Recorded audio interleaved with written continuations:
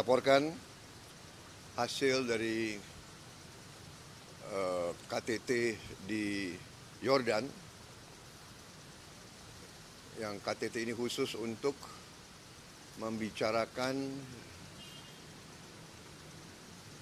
bantuan kemanusiaan yang segera bisa disiapkan mengantisipasi gencatan senjata yang diharapkan akan terwujud. Dan seandainya gencatan senjata itu tidak terwujud pun, langkah-langkah apa yang harus diambil untuk mendesak kedua pihak untuk gencatan senjata dan untuk membantu rakyat Palestina di Gaza. Jadi KTT yang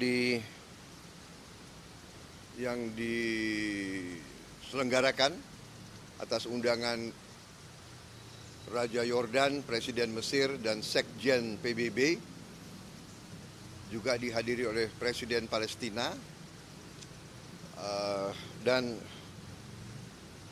beberapa kepala negara dan pemerintah lainnya, di antaranya Perdana Menteri Spanyol, Slovenia, Maroko, Lebanon, Presiden Rwanda, Siprus, dan beberapa negara-negara lain.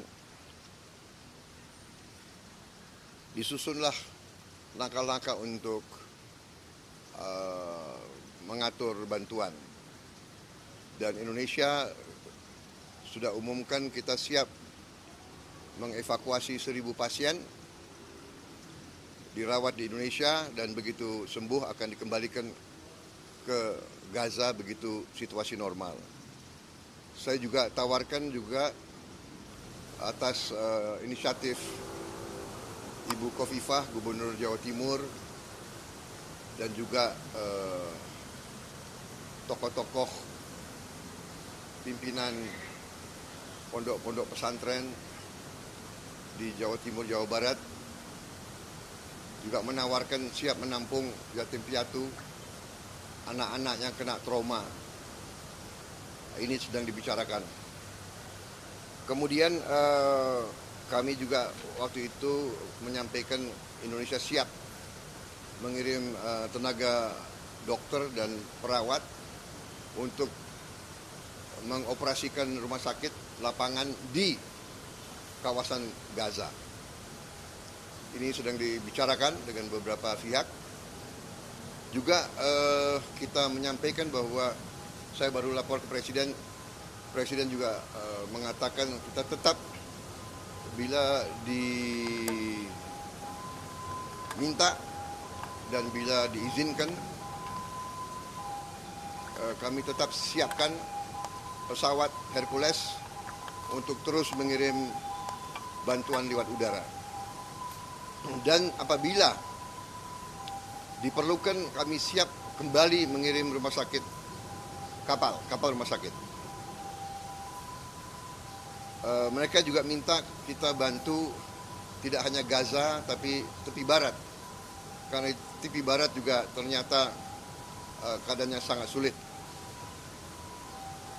Di Yordan saya melaksanakan pertemuan bilateral dengan Raja Yordan untuk meneruskan kerjasama bilateral kita di banyak bidang, termasuk di bidang tukar menukar tenaga ahli, dan kami juga siap untuk melaksanakan kerjasama di bidang pertahanan.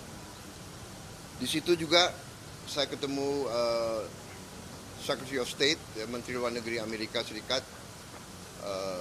Saudara Blinken, dan kita bahas juga apa yang bisa Indonesia bantu untuk mendukung gencatan senjata ini. Kami memang menyuruhkan kedua pihak juga kepada Hamas untuk bisa mengambil kesempatan ini untuk menghentikan pertempuran, menyelamatkan nyawa rakyat yang tidak berdosa, rakyat yang tidak bersenjata, non kombatan, warga sipil, ibu-ibu, anak-anak, supaya bisa diselamatkan segera. Kemudian atas petunjuk Bapak Presiden pun saya mampir ke Arab Saudi, diterima oleh Menteri Pertahanan Pangeran Khalid bin Salman dan diterima oleh Perdana Menteri Arab Saudi yang sekaligus adalah putra mahkota Pangeran Muhammad bin Salman. Di situ kita tukar menukar pandangan, informasi, dan kita sepakat untuk meneruskan kerjasama yang erat dengan pemerintah Arab Saudi. Beliau sampaikan salam untuk Presiden Jokowi dan menyatakan ingin kerjasama yang erat dengan Indonesia dan berharap Indonesia juga akan terus bekerja sama dengan Arab Saudi di berbagai bidang. Saya kira demikian, saudara-saudara sekalian ya, penjelasan. Ya. Kalau Indonesia kan siap untuk membantu banyak hal. Lalu kalau dari konferensi Gaza itu sendiri ada nggak kesimpulan untuk mendorong gencatan senjata itu apa yang akan dilakukan? Ya, akan dilakukan suatu pengaruh yang terus-menerus ya, sehingga opini dunia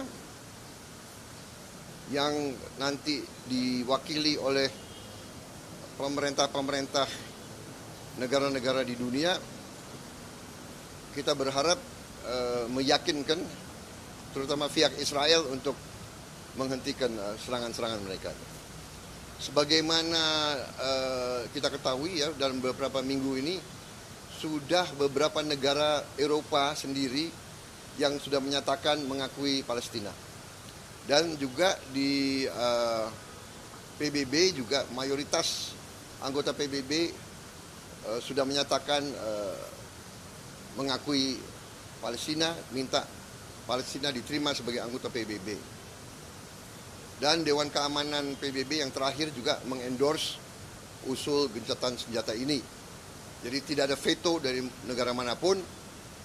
Ini saya kira suatu langkah yang langka. Jadi kita lihat ada suatu sesuatu hasil kalau umpamanya Israel tidak mau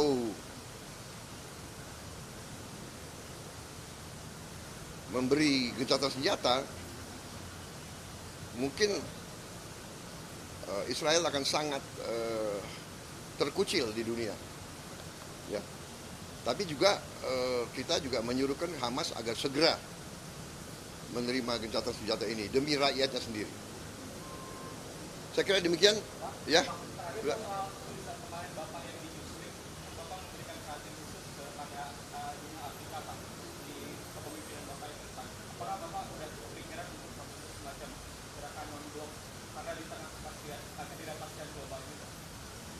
Saya kira saya nggak berpikir kita perlu bentuk gerakan-gerakan lagi ya. Saya kira juga sudah banyak ya. Ya, jadi yang penting bahwa Afrika ini sekarang melihat ke kita. Saya ketemu dengan Presiden Mozambik juga kemarin dan Presiden Kagame dari Rwanda. Mereka sangat melihat ke kita. Mereka lihat Indonesia ini sebagai suatu contoh keberhasilan negara yang berkembang, negara selatan. Ya. Langkah-langkah kita, keberanian kita untuk hilirisasi, ya, dan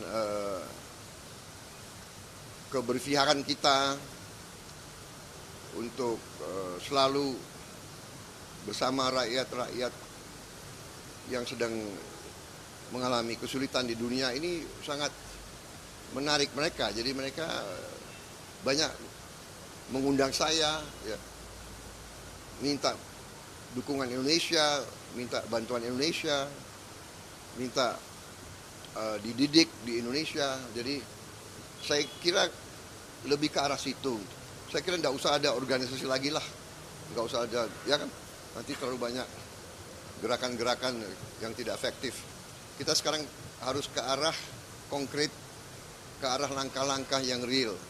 Dan saya kira di KTT ini Indonesia yang paling konkret. Kita sudah sebut, kita siap mengambil 1.000 pasien sebagai langkah awal, ya kan? Kita siap menerima 1.000 anak-anak yang kena trauma untuk kita sekolahkan di sini. Tapi pada saatnya untuk kita kembalikan, dan langkah-langkah itu saya kira dihargai oleh banyak negara. Ya. Dan kita siap, rumah sakit tetap di situ, pesawat kita akan terus membantu lebih baik ke arah-arah konkret itu. Ya, oke, terima kasih.